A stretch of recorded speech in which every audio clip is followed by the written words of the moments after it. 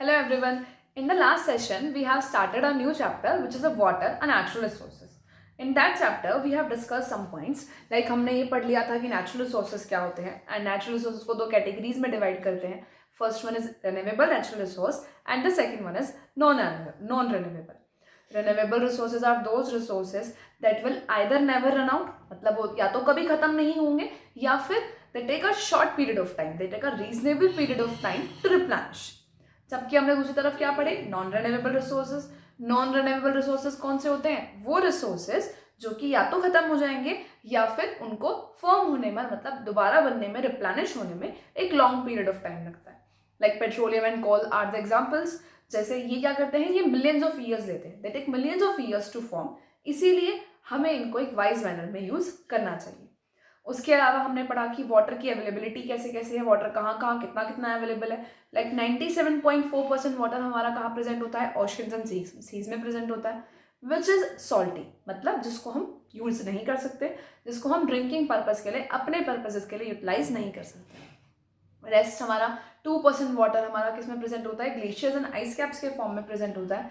दो it is a fresh water, वैसे वो फ्रेश वाटर है but still we can not use it for our drinking purposes. Next हमारा last बचता है कि 0.6% वाटर हमारा किस में प्रेजेंट होता है? फ्रेश वाटर के फॉर्म में प्रेजेंट होता है, बट स्टिल हम उसको, उसमें से भी हमारा 0.59% ग्राउंड वाटर के फॉर्म में मिलेगा और 0.1% हमारा किस में मिलता है? एज अ लेक्स, पॉन्ड्स और रिवर्स के फॉर्म में हमें अवेलेबल होता है. मतलब कहीं ना कहीं अगर हम बोले तो हम सिर्फ 0.6% वाटर को यूटिलाइज कर सकते हैं. ओके उसके अलावा हमने पढ़ा कि ग्राउंड वाटर क्या है. ग्राउंड वाटर हमारा कैसा रिसोर्स है? ग्राउंड वाटर एक रिन्यूएबल रिसोर्स तो है but it is exhaustible. Exhaustible का मतलब क्या है कि अगर इसको अच्छे से यूज नहीं किया जाए तो ये एग्जॉस्ट हो जाएगा और हमें अवेलेबल नहीं होगा. आज के सेशन में हम थोड़ा यही डिस्कस करने वाले हैं कि ये क्यों बोला जाता है कि वाटर की शॉर्टेज है. Why it is said shortage क्यों कहा जाता है? हमें पता है कि वाटर 70% हमारी अर्थ वाटर से कवर्ड है, बट स्टिल वो 70% वाटर इवनली डिस्ट्रीब्यूटेड नहीं है. इवनली डिस्ट्रीब्यूटेड का मतलब क्या होता है? मतलब कहीं पर उसकी कमी है, मतलब कहीं पे वो बहुत कम अमाउंट में प्रेजेंट है और कहीं में वो एक्सेस में भी प्रेजेंट है. लाइक अगर हम बात करें हमारे इंडिया की, हमारे इंडिया में जो पूरा कोस्टल एरिया होता है, ये कोस्टल एरिया कंप्लीटली किससे सराउंडेड है? सी से सराउंडेड है, मतलब वाटर की अवेलेबिलिटी यहाँ पर है.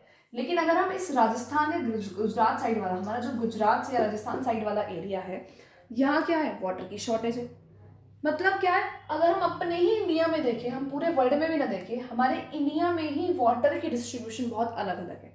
कहीं तो एक हमारा प्लेस ऐसा है जहाँ फ्लड्स आ जाती हैं, जहाँ पर वाटर की एक्सेस हो जाती है और वहाँ वाटर की एक्सेस एक डिस्ट्रक्शन कॉज कर देती है. जबकि कुछ प्लेसेस ऐसे भी हैं जहाँ पर ड्रॉट के केसेस हो जाते हैं. ड्रॉट मतलब जहाँ पर सूखा पड़ जाता है और पानी की बहुत कमी हो जाती है. यही रीजन है, इवनली डिस्ट्रीब्यूटेड ना होने की वजह से ही हमें वाटर की शॉर्टेज को फेस करना पड़ता है. वो हमने देख भी लिया कि 97.4% हमारा किसमें प्रेजेंट है? ओशन से इसमें प्रेजेंट है. 2% ग्लेशियर्स में प्रेजेंट है. 0.6% वाटर ही हमें अवेलेबल है एज अ फ्रेश वाटर. इसलिए भी वाटर की शॉर्टेज होती है.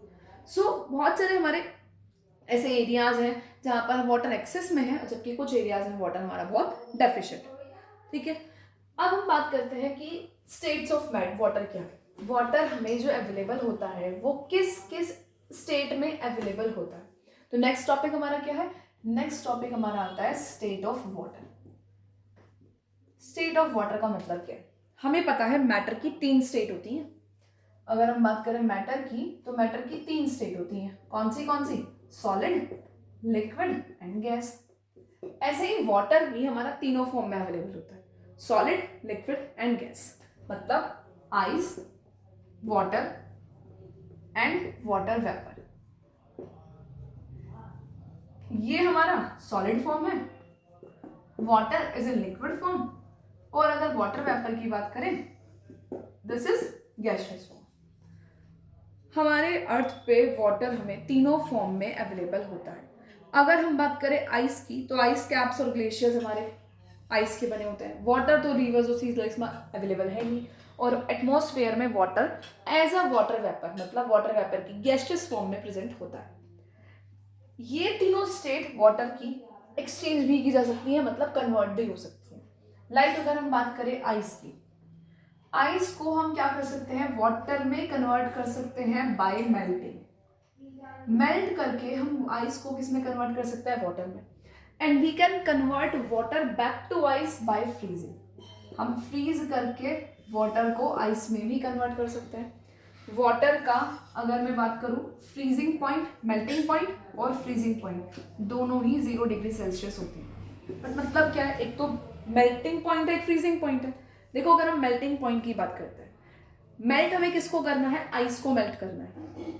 अगर हमें आइस को मेल्ट करना है तो जैसे ही आप टेम्परेचर 0 डिग्री सेल्सियस से बढ़ाना स्टार्ट करोगे, मतलब जैसे ही आइस का टेम्परेचर 0 डिग्री सेल्सियस पे आ जाएगा और उससे ज़्यादा हो जाएगा तो वाटर, हम आइस जो है वो मेल्ट होकर वाटर में कन्वर्ट करना स्टार्ट कर देगा। और अगर आप इस पॉइंट से कम लेकर जाते हो, मतलब इस पॉइंट से टेम्परेचर घटाते हो, 0 डिग्री सेल्सियस से कम लेकर जाओगे तो वाटर हमारा फ्रीज करना स्टार्ट करेगा, मतलब लिक्विड हमारा किसमें कन्वर्ट हो जाएगा, सॉलिड में। तो दो प्रोसेस होती है, मेल्टिंग और फ्रीजिंग। मेल्टिंग में हमारा सॉलिड मतलब आइस वाटर में कन्वर्ट होता है और फ्रीजिंग में हमारा जो वाटर है वो आइस में कन्वर्ट होता है। तो ये तो एक कन्वर्जन था। ऐसे ही एक प्रोसेस होती है evaporation.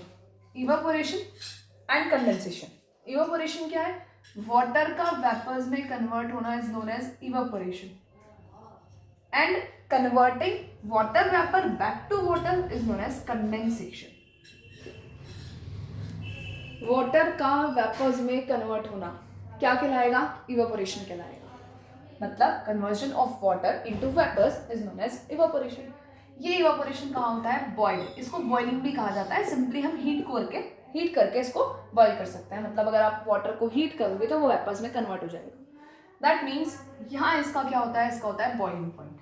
Give melting point for melt, मतलब मेल्ट होने के लिए, फ्रीजिंग पॉइंट फ्रीज होने के लिए, और एवापोरेशन के लिए boiling point which is 100 degree Celsius. That means water का टेम्परेचर 100 डिग्री सेल्सियस जैसे ही जाएगा, उससे जैसे जैसे राइज होगा, जैसे जैसे हीटअप होगा, उसके हीटअप होने की वजह से वाटर किस में कन्वर्ट हो जाएगा, वाटर वेपर में।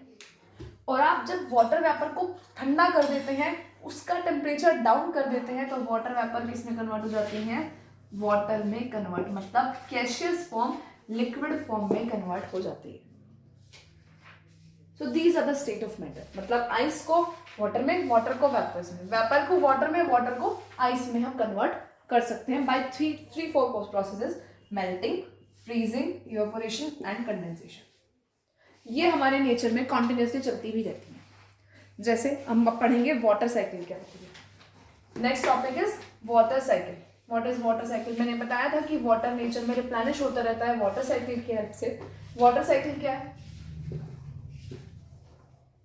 Water cycle is nothing but एक ऐसी साइकिल है, एक ऐसा इंटर कन्वर्जन है जो कि नेचर में चलता है, जिसकी वजह से वाटर हमारा रिप्लेनिश होता रहता है। सबसे पहले हमारा क्या होता है, जैसे लेक्स और सीज में जो वाटर प्रेजेंट है, सन की रेज जब उस पर पड़ेगी तो वो क्या होगा, that is water.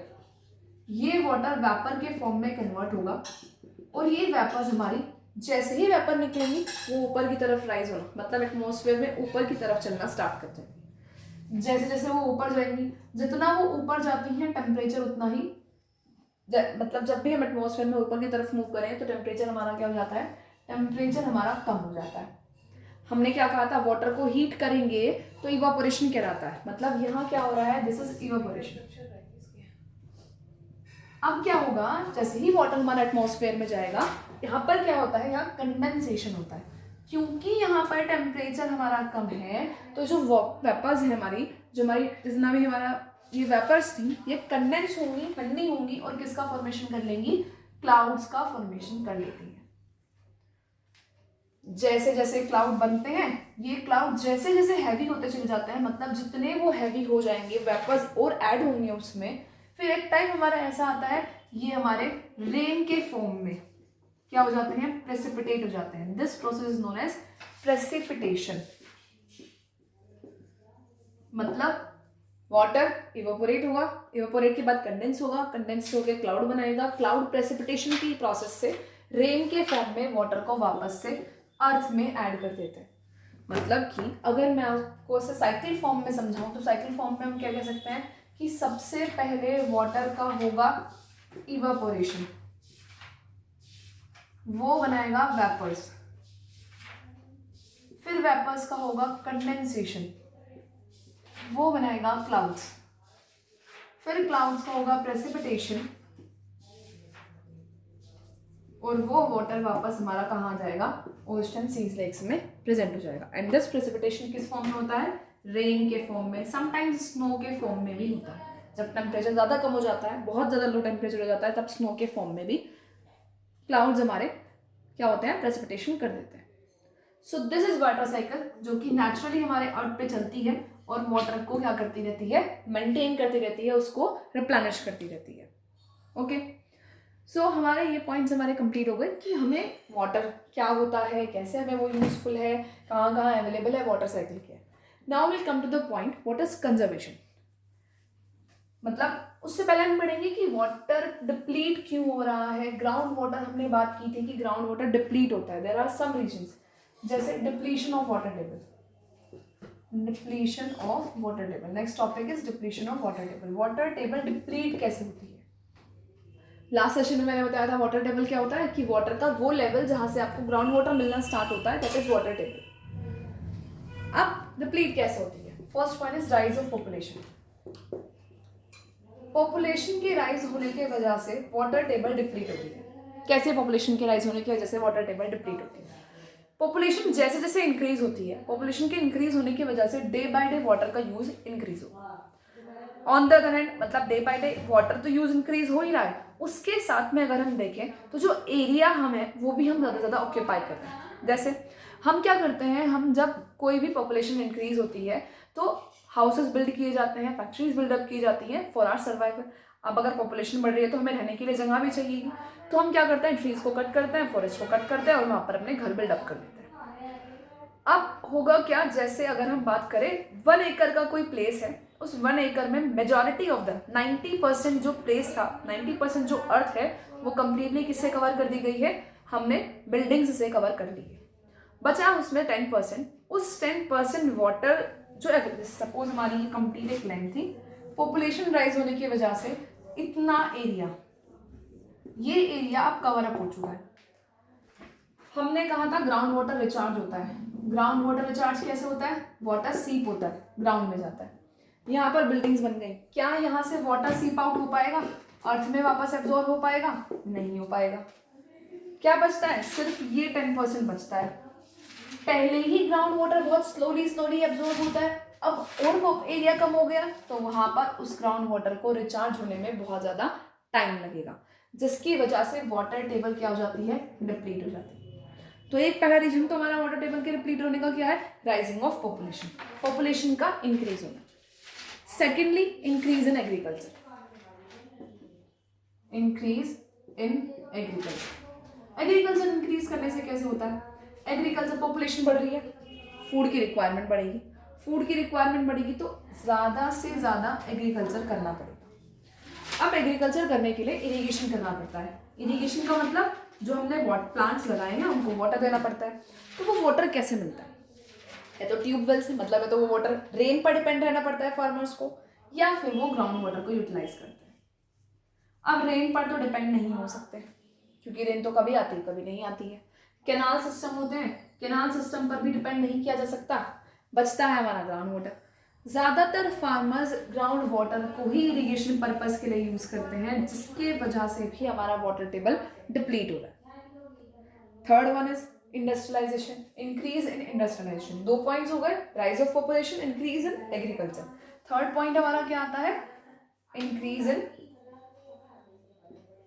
Industrialisation. Increase in industrialisation का मतलब क्या है, इंडस्ट्रीज बढ़ रही हैं, इंडस्ट्रीज जो बढ़ती हैं, इंडस्ट्रीज जब बनाई जाती हैं तो वो भी वाटर को यूटिलाइज करती हैं, तो उसके वजह से भी हमारा क्या होता है, वाटर टेबल डिप्लीट होती है।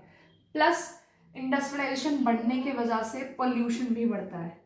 जैसे इंडस्ट्रीज में जो वाटर यूज होता है वो वाटर हमारा पोल्यूट होकर जब वापस से रिवर्स और सीज में आता है, वो भी हमारे वाटर को पोल्यूट करता है और उसको भी हमारे लिए, हमारे यूज के लिए उसे हार्मफुल बनाता है। Next one is and last one is deforestation. Deforestation से क्या इफेक्ट पड़ता है, deforestation is the cutting down of plants. Trees को लार्ज स्केल पे कट करना हमारा क्या कहलाता है, डिफॉरेस्टेशन कहलाता है। वो हम अपने पर्पस के लिए भी कर सकते हैं, या फिर जो ओवर ग्रेजिंग है, ओवर ग्रेजिंग की वजह से भी हो सकता है। जब ट्रीज लार्ज अमाउंट में कट किए जाते हैं तो हमारी जो सॉइल है वो इनफर्टाइल हो जाती है, उसकी फर्टिलिटी लॉस्ट हो जाती है, जिसके वजह से भी ग्राउंड वाटर, जो ग्राउंड वाटर है वो सीप आउट नहीं हो पाता, मतलब जो पानी है वो ज़्यादा एब्जॉर्ब नहीं हो पाता एंड ग्राउंड वाटर रिचार्ज नहीं होता। That is why water table gets depleted. तो ये कुछ रीजन है, सर्टेन रीजन है कि हमारी ग्राउंड वाटर टेबल डिप्लीट क्यों होती है। ठीक है, हमने पॉइंट्स पढ़ लिए कि वाटर टेबल डिप्लीट हो रही है, बट द थिंग इज हम उसको बचाए कैसे, how we can conserve them. तो हम पढ़ेंगे कि कंजर्वेशन क्या होता है। Conservation is nothing but the wise and careful use. किसी भी रिसोर्स का वाइज और केयरफुल यूज करना क्या कहलाता है, कंजर्वेशन कहलाता है। Conservation is what, wise and careful use, wise and careful use of resource. Resource का वाइज और केयरफुल यूज करना क्या कहलाता है, कंजर्वेशन कहलाता है। और कंजर्वेशन करना क्यों पड़ता है, हमें पता है पॉपुलेशन इंक्रीज हो रही है, पॉपुलेशन इंक्रीज हो रही है तो डे बाय डे जो नीड्स है वो भी इंक्रीज हो रही है, प्लस साइंस एंड टेक्नोलॉजी के डेवलपमेंट होने की वजह से भी बहुत सारे फैक्टर्स ऐसे होते हैं जिसकी वजह से हमें वाटर को कंजर्व करना पड़ता है। जैसे पॉपुलेशन बढ़ेगी, डाइजेशन बढ़ेगा, एग्रीकल्चर इंक्रीज होगा तो ग्राउंड वाटर डिस्चार्ज हो जाएगा हमारा, प्लस इंडस्ट्रियलाइजेशन बढ़ेगा, उसकी वजह से भी वाटर टेबल डिस्चार्ज होता है हमारा। मतलब बहुत सारे फैक्टर्स हैं जिसकी वजह से हमें कंजर्व करना पड़ता है। कैसे हम कंजर्व कर सकते हैं, क्या हमने क्या कहा, पॉपुलेशन बढ़ने की वजह से, ह्यूमन नीड्स बढ़ने की वजह से कंजर्वेशन करना पड़ता है। कैसे करेंगे, उसके क्या क्या पॉइंट्स हैं। एक तो सबसे पहली बात आती है अवॉइड वेस्टेज। अवॉइड वेस्टेज, जितनी हो सके वेस्टेज को अवॉइड किया जाए। वेस्टेज को अवॉइड करने का मतलब क्या है कि हम कोशिश करें कि कम से कम वाटर हम यूज करें, मतलब कम से कम, जैसे कहीं पे भी टैप्स ओपन रह जाती हैं उनको बंद करो, कहीं पर भी अगर आपको लगता है वेस्टेज हो रहा है वो कम करना चाहिए। प्लस हमें क्या करना चाहिए, हमें वाटर को एक अच्छे तरीके से यूज भी कर सकते हैं। लाइक अगर हम क्या कर सकते हैं, हम जो अपने घर में वाटर यूज करते हैं एक पर्पस में जो यूज कर सकते हैं करते हैं, उसे दूसरे पर्पस के लिए भी यूज कर सकते हैं। बहुत सारे ऐसे हम मेथड्स यूज कर सकते हैं जहाँ से हम वाटर का वेस्टेज को अवॉइड कर सकते हैं। Second one is better method of irrigation. Irrigation की वजह से वाटर डिप्लीट हो रहा था, तो इरिगेशन के बेटर मेथड्स ढूंढने चाहिए ताकि हम क्या कर सके, हम वाटर को डिप्लीट होने से, वाटर को खत्म होने से बचा सके, कंजर्व कर सके। Third one is recycling of water. जितना हो सके वाटर को रिसाइकिल किया जाए। रिसाइकलिंग ऑफ वाटर का मतलब क्या है कि एक वाटर को अच्छे तरीके से यूज करना, और अगर हो सके तो वाटर को दूसरे वे में भी यूज कर सके, मतलब उसको रिसाइकिल करते रहना चाहिए। इसके अलावा अगर हम क्या कर सकते हैं, बिल्डिंग डैम्स